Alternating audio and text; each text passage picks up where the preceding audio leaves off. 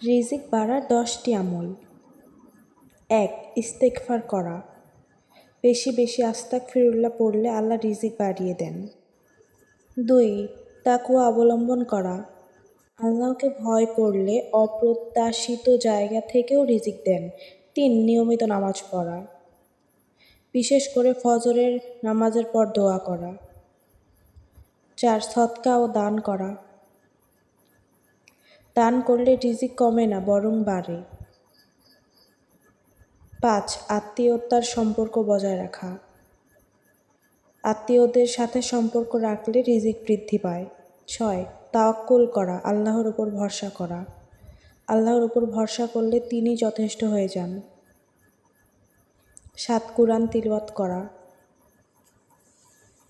নিয়মিত কুরআন পড়লে বরকত বৃদ্ধি পায়। 8. সকালে তাড়াতাড়ি ঘুম থেকে ওঠা। সকালের সময় বরকত রাখা হয়েছে। 9. বেশি বেশি দোয়া করা। রিজিক বৃদ্ধির জন্য নিয়মিত দোয়া করা। 10. হালাল উপার্জনের চেষ্টা করা। হালাল রিজিকে বরকত বেশি হয়।